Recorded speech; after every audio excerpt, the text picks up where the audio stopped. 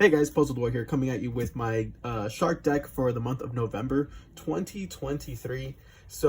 I love water decks, as you guys know, and I kind of just woke up one morning and I was like, you know what, what's another really good, decent water deck besides Umi Control? Well, boom, sharks. So I got inspiration by a couple of YouTubers like Shark Daddy and stuff like that. He's kind of like the main man when it comes to this deck. He really knows the ins and outs of it. I'm gonna leave a link to his profile and to his videos. You guys will learn a lot if you guys are interested in this type of deck. Like always, I just ask to leave a like and a comment to make sure that you guys are enjoying these videos. And if you guys have any questions on my own personal ratios, just let me know. Oh, and there's always going to be a deck image down below if you just care about that. So let's get right to it, guys. We're running the three main starters, three Buzzsaw Shark. This card is crazy. I'm actually surprised. I really kind of never really read it. So essentially you can target one water monster you control. That's the cost, and then you can special summon one from your deck in defense position with that monster's same level, but with a different name. And if you do, it cannot activate its effects. Also, you cannot special summon monsters from the deck for the rest of the turn, except XYZ monsters, which is really, really, really good. Obviously, this is your one card starter combo play. So the whole entire deck is basically extenders and starters. For the other starters, I am running two Lifeless Leaffish. This card's also really good. On summon, he basically gets to dump a fish monster from your deck to the graveyard, which is good to kind of set up your Crystal Shark plays or your right hand shark plays. If you don't open up Buzzsaw, this would be the second best, and then this would be the third best. I am running with the one Lantern Shark. Honestly, I didn't want to max out on Lifeless Leaffish, so I just decided to play the one Lantern Shark. On normal or special summon, you can activate this effect, special summon one level 3, 4, or 5 water monster from your hand. So most of these cards lock you into XYZs or for like hand effects or for only water. So guys, keep that in mind, please. When you activate these effects, make sure you this deck is actually kind of difficult to pilot, because yes, you always go the traditional Toad, the Bahamas Shark Toad play, but you also kind of have to keep in mind what you're going to go for next, because some of your XYZs are not waters. So keep that in mind and try to push out the strongest board you can possibly go for. I'm playing this like a going first deck because I guess I'm just not experienced with the deck enough to go second, but going first, this deck is extremely, extremely powerful. So the one Lantern Shark, the rest of the cards are basically water extenders. You just want to have a couple of one card starters, and then the rest are just extenders. The best extender obviously in the deck is 3 Abyss Shark. It is the main shark of the deck next to Buzzsaw Shark. This right here is phenomenal, and I guess I'll also run the other shark, the other Crystal Shark.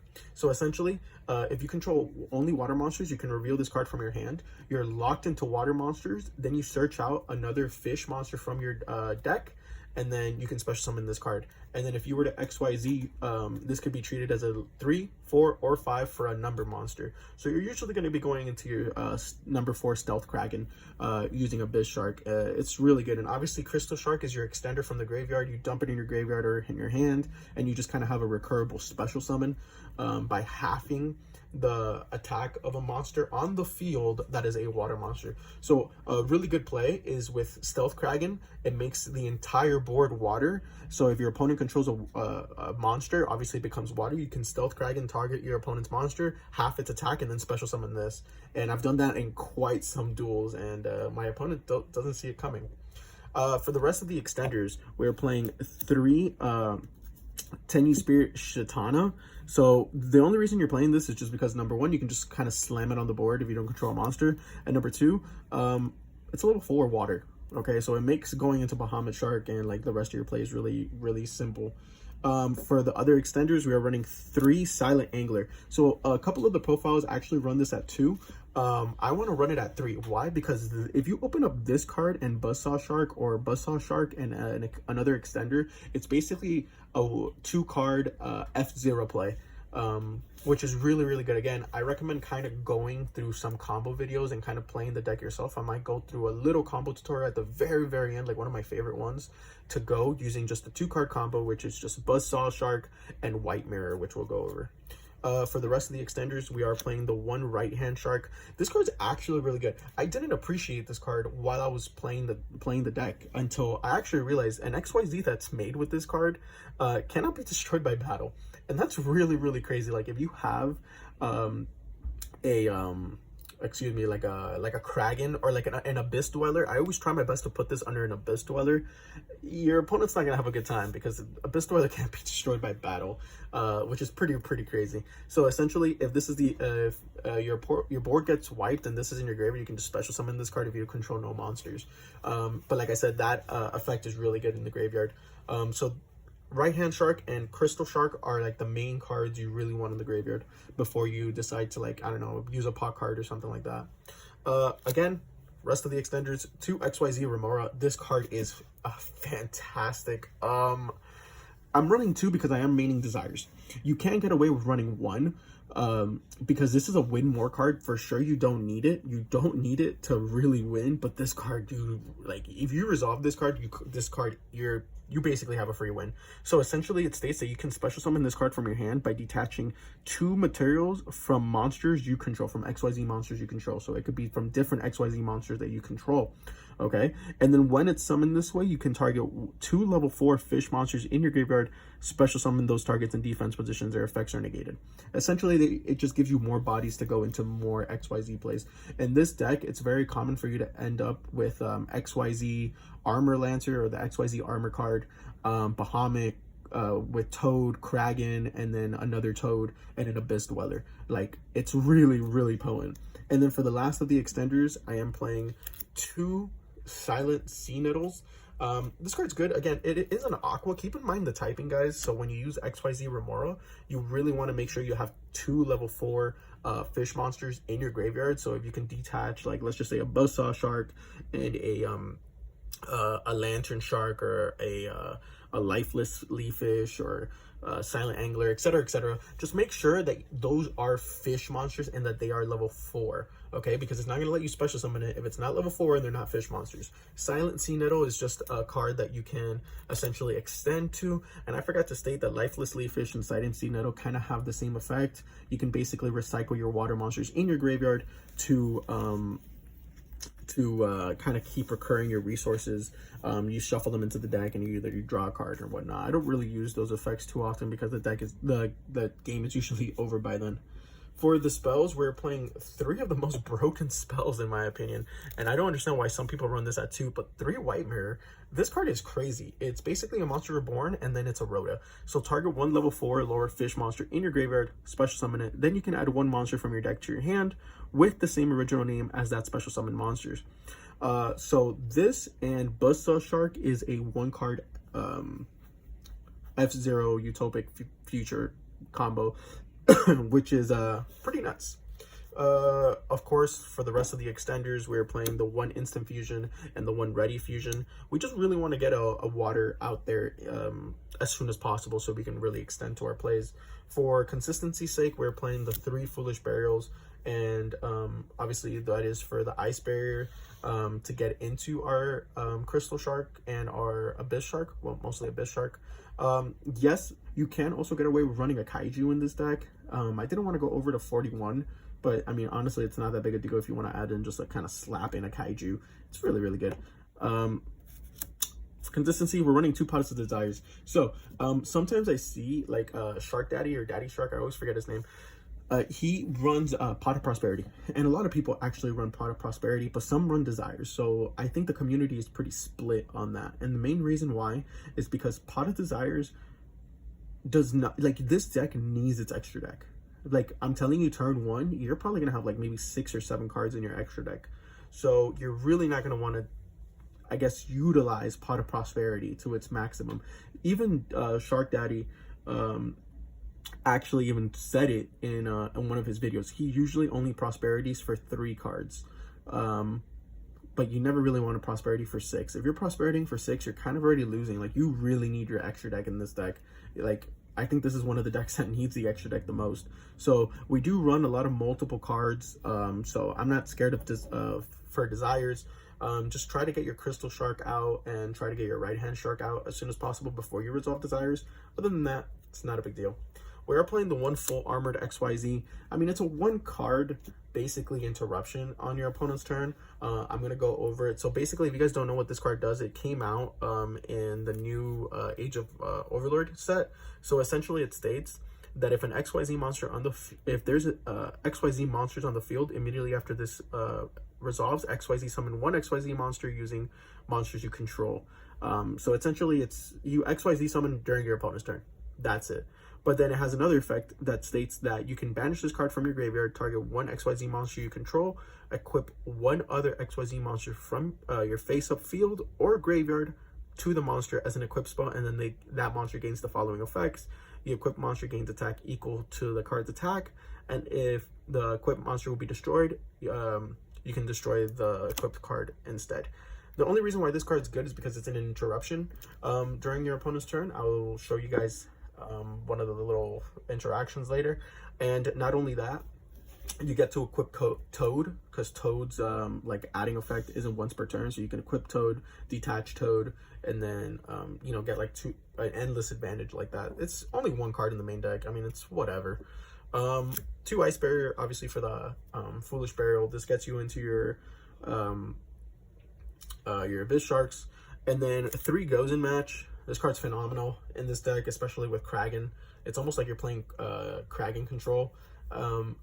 So if you guys don't know this, Stealth Kraken makes every monster on the board water. So if your opponent, let's just say, controls a, I don't know, your opponent controls Rescue Ace Hydrant, right? They cannot special summon other monsters because they technically control a water monster on the field, and every other Rescue Ace monster is a fire.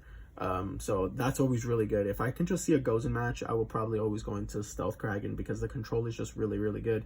And then obviously my favorite card, 3 Evenly Matched. I was running Super Poly because in this deck you don't really care about pitching cards from your hand, but the extra deck is so extremely tight. I can't. So 3 Evenly Matched. This deck doesn't really care if you lose the battle phase, as long as you get to slow the game down if you're going second, so that you're able to pop off and your opponent doesn't have too many negates. So that is it for the spells and the traps.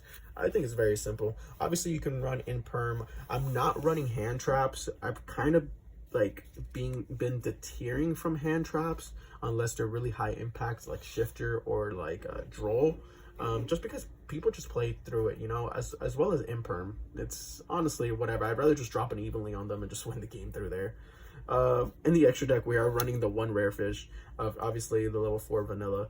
I'm not going to be going over the side deck, though. In the deck image, that I will have a side deck. I'm kind of using this to kind of have fun at locals and stuff like that until I feel comfortable and maybe actually like taking it, you know. 2 Bahamut Sharks. By the way, this deck is super inexpensive, by the way. I think it's like a $40 deck if you guys want to make like a fun deck. 2 Bahamut Sharks. This card's obviously insane because it gets you into your 2 Toads. I believe this is the standard package. The 1 Rare Fish, 2 Bahamut Sharks, 2 Totally Awesome, not once per turn, 2 number 4 Stealth Krakens. This card is insane. And the 1 Stealth Kraken spawn. So quick, this will probably never change in Sharks. This will probably never change in Sharks. Stealth Kraken basically requires 2 level 4 water monsters, and it's all face-up monsters on the field become water, and then once per turn during either player's turn, it's a quick effect. You can destroy a monster on the field non-targeting, and then inflict damage to your opponent equal to half the attack of it. So again, it's a non-targeting removal. It's really good with Gozen, and then not only that, it also has an effect that if this card were to get destroyed, you can special summon Stealth Kraken spawns from your extra deck equal to the number of materials that it had equipped to this. So I always try to like make this with like a fish and detach 1 for XYZ Remora, and then that way I only have 1 XYZ material and I can always special summon Stealth Kraken spawn. Stealth Kraken spawn is literally the same exact thing as this, except it doesn't make every monster on the board water, but it still has that quick effect during the main phase, destroy 1 water monster your opponent controls. It doesn't inflict the damage, but it's still non-targeting and it's still an interruption. And then when this gets destroyed, you can, while it has an XYZ material, you can special summon this. Oh, I forgot to say, so obviously if this gets destroyed, you can special summon Stealth Kraken and then attach the material from from the graveyard to this, and then if this gets destroyed, you can special summon out Stealth Kraken from your graveyard and attach a material to this. And they're not hard ones per turns, they're soft ones per turns, meaning that if Stealth Kraken, you use Stealth Kraken's effect and then it gets destroyed and you bring back number 4 can use his effect, and vice versa. It's really good like ability. And like I said, this will probably never change. Abyss Dweller. This card's phenomenal, especially when you have a right hand shark under it. Okay, guys. So for I guess the other XYZs, we are running the one XYZ Armor Fortress. This card is new. It came out in Age of Overlord. So essentially it requires 2 level 5 monsters, but you can also XYZ it using a rank 3 or rank 4 XYZ monster. So you can kind of just pop it on top of Bahamut Shark, and then you can detach cards, like up to the number of cards that you detach. Add XYZ spoiler traps from your deck to the hand. So that's how you get the trap. And then keep in mind, this card can't be used as an overlay material if it has materials, so you have to kind of empty it out. So once you're done with that, you can overlay it into a full armored crystal Lancer, which is a really good card. Essentially, it's kind of like a blanket for your opponent in terms of like Dark Ruler no more. It negates all monsters your opponent controls. And then if it were to get destroyed, you can detach one instead. So it's pretty good. We are running the one Valiant Shark Lancer. Again, this is just kind of like a quick effect pop. I barely ever go into that though. I usually go into the XYZ armor, into the full armor crystalline Lancer. And then this one as well came out in Agov. So this one is basically full armored Dark Knight Lancer. God, it's so cool. So you can also overlay this by using a level 5 or 6 XYZ monster you control. So you can kind of overlay them on top of them. And then it states that it gains attack equal to the materials attached to it. Once per turn, you can target one XYZ card in your graveyard, add it to your hand. So that essentially is going to be your XYZ Remora, because it is an XYZ card. Remember that. And then it says that once per turn, if an equipped card becomes equipped to a monster you control, except during the damage step, you can attach one monster your opponent controls to this card as a material. So it's a non-targeting attachment. So the whole play is you either have this out or you can XYZ using the trap. So you have the trap, and let's just say you have full armored crystallized Lancer, right? You have this one. So you activate the trap, you overlay this. Cool, now you have this one. The trap is in the graveyard. Then the trap is going to activate in the graveyard. You can activate the trap whenever you want. Banish it. Equip a toad in the graveyard that you use to negate a card on the to negate a card effect. Equip it to this card. Then Dark Knight effect activates to attach one of your opponent's monsters to this card. So there you go. You basically have another toad able to bring a water monster from your graveyard to your hand or the extra deck, and you have this. And for the last XYZs, I am running one F0 and one F0 Utopic Draco Future, because these cards are just insanely busted and they win games all on themselves. So we do have a little bit of time in the video. It's usually longer. So I kind of want to go through a quick, my favorite combo to do in this deck with just 2 cards. And like I said, I recommend looking at some combo videos. Daddy Shark really has good ones, so I am going to link his profile and his channel. So shout out to him. So again, essentially we are going to normal summon Buzzsaw Shark. Okay, this is the hand, right? We have 2 cards, and obviously this is a 2-card combo. Buzz Shark effect targeting itself, and we are going to special summon a Silent Angler from the deck. Okay, so here we are going to overlay these 2.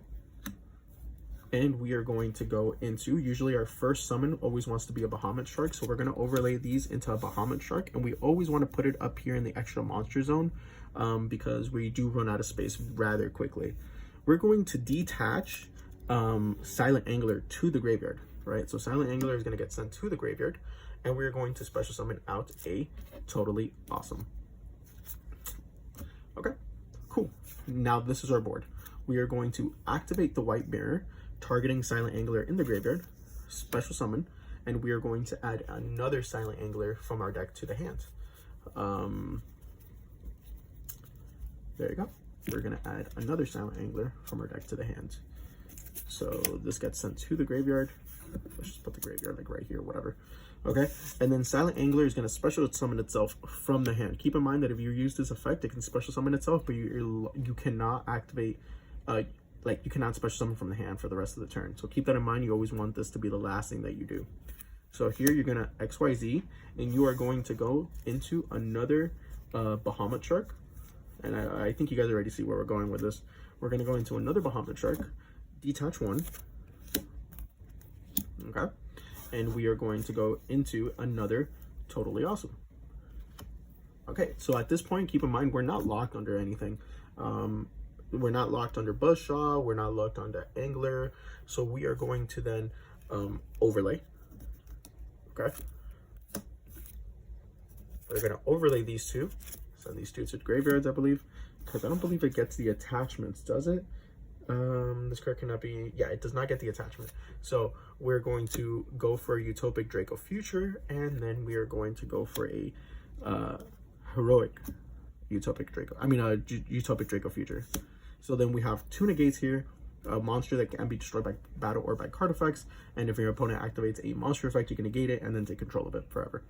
And obviously that's just with two cards in your hand. That doesn't, you know, that's just honestly really crazy. And that is my favorite combo of the deck. And I do want to show, excuse me, I do want to show another interaction. And like I said, that combo is actually the main reason why I decided to run Silent Angler at 3 as well as White Mirror. So a lot of the times I usually have a Bahamut Shark with like a random XYZ attached to it, and like obviously this is like a very regular board, right, with like Totally Awesome, right? So cool, you're here. Well, now you have a useless Bahamut Shark. Let's just say you're locked into waters for whatever reason or whatever the case may be.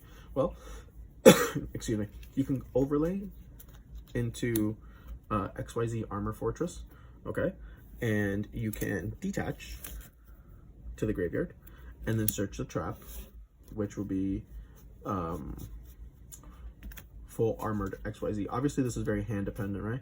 But this is another very common play. Let's just say somehow you can I don't know, usually with XYZ Shark, XYZ Remora, it's the card that will usually detach you. So let's just say you XYZ Remora and then you manage to get Bahamut Shark off, right? Then you overlay this into a fully armored crystallized Lancer. Then you set the trap, and then during your opponent's turn, since you control XYZ monsters, you can overlay this. Like let's just say they Dark Ruler no more you, right? So you're here, okay? They Dark Ruler no more you, okay? Not a problem. You activate full armored XYZ. You overlay it into Dark Knight, and then while this card's in the graveyard, during your call, you banish it.